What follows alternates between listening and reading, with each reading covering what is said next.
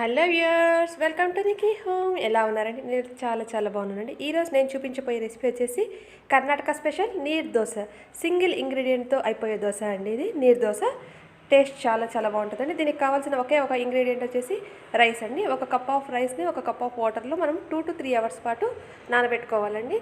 ఇంకా అంతేనండి. మనకి ఇంకా కావాలి అంటే ఇంట్లో అవైలబుల్ ఉందంటే పచ్చి కొబ్బరి కూడా యూస్ చేసుకోవచ్చు, ఒక 2 to 3 స్పూన్స్. ఇంక లేకపోతే అవసరం లేదండి, ఉత్త బియ్యం ఒకటే సరిపోతుంది. సో ఇలా బియ్యం 2 to 3 అవర్స్ నానబెట్టిన తర్వాత దీన్ని మనం మిక్సీలో స్మూత్ పేస్ట్ లాగా చేసుకోవాలండి. మనము నార్మల్ దోశకు పోసినంత థిక్ పేస్ట్ అవసరం లేదండి, ఇది కాస్త థిన్ పేస్ట్ అయితేనే చాలు. చూసారా, ఇలా నీళ్ళగా ఉండాలండి ఈ పిండి కూడా మనకు. ఒకవేళ మనకి ఇక్కడ నీళ్ళు తక్కువ అనిపించినా కూడా మళ్ళీ మనము బ్యాటర్ని బౌల్లో తీసుకున్న తర్వాత మళ్ళీ 2 to 3 cups వాటర్ని యాడ్ చేసుకోవాలండి. రుచికి తగినంత సాల్ట్ని యాడ్ చేసుకోవాలి. అంతేనండి, దీనికి కావాల్సిన ఇంగ్రీడియంట్స్ ఇంకేమీ లేదండి. దీని బ్యాటర్ ఎలా ఉండాలంటే ఇక బటర్ మిల్క్ బ్యాటర్ లాగా ఉండాలంటే బాగా నీళ్ళగా ఉండాలి, పేరులో ఉన్నట్లు నీరు దోశలాగా.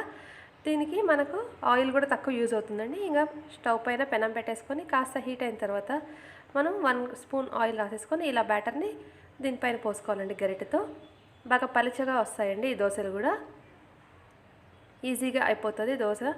మనకు ఇష్టమైతే పచ్చి కొబ్బరి తురుము యూస్ చేసుకోవచ్చు, మిక్సీలో గ్రైండ్ చేసుకోవచ్చు దీంతో పాటే ఇంట్లో ఉంది అంటే. లేదంటే ఒట్టి బియ్యం అయినా కానీ చాలండి, సరిపోతుంది. మనం తీసుకునే రెగ్యులర్ దోశలాగా కాకుండా ఇలా వెరైటీ దోశ తయారు చేస్తే చాలా ఈజీగా ఉంటుందండి. అండ్ ఇంగ్రీడియంట్స్ తక్కువ పడుతుంది, మనకు టైం సేవింగ్ కూడా అండి.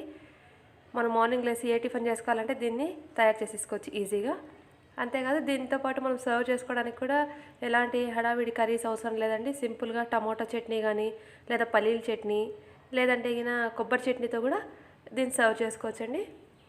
చూసారా, బాగా రోస్ట్ అయిపోయింది. అంతేనండి, ఎంత పల్చగా డెలీషియస్గా స్మూత్గా ఉంటుందండి ఈ దోశ కూడా. ఇంతేనండి, మనం దీన్ని తీసుకొని సర్వింగ్ ప్లేట్లో సర్వ్ చేసుకోవడం అంతేనండి. ఇంకా ఈ చట్నీస్ కూడా ఏమీ లేవంటే కూడా జస్ట్ సింపుల్ టమాటా కచప్తో కూడా సర్వ్ చేసుకోవచ్చు. ఎంతో టేస్టీగా ఈజీగా అయిపోయే నీరు దోశ రెడీ అండి. మీకు కనుక ఈ రెసిపీ నచ్చినట్లయితే నా ఛానల్ని లైక్ చేయండి, షేర్ చేయండి, సబ్స్క్రైబ్ చేయండి. పక్కనే ఉన్న బెల్ ఐకాన్ నొక్కండి, నేను చేసే కొత్త వెరైటీస్ అన్నీ మీకు వస్తుంటాయి. Thanks for watching.